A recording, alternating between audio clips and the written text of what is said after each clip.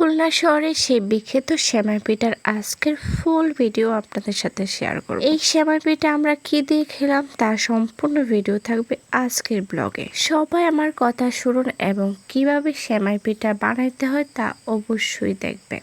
সেমাই পিঠার সাথে 2.5 কেজি ওজনের চীনা হাঁস আমরা জবাই করেছি, যার মাংস খুবই টেস্টফুল এবং পরিবারের সবাই মিলে আমরা যার যার সেমাই পিঠাটুক সেই গুঁড়িয়ে গুঁড়িয়ে বানিয়ে নিই। আমার বড় নোনা সে এই যে পিঠাগুলো দিচ্ছে।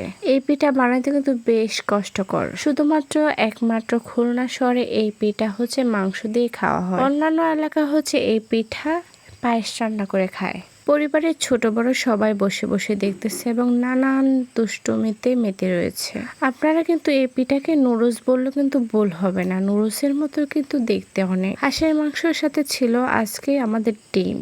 যারা যারা বাগেরহাটের মিষ্টি ডিম রান্না খেয়েছেন তারা কিন্তু কখনোই জাল ডিম খাবেন না, তারা সবসময় মিষ্টি ডিম খেতে পছন্দ করবেন। আর সবার মুখে এই যে সেমাই পিঠার যে কি স্বাদ আর প্রশংসা সবসময় পঞ্চম। বাগেরহাটের ঐতিহ্যবাহী খাওয়া সেমাই পিঠা।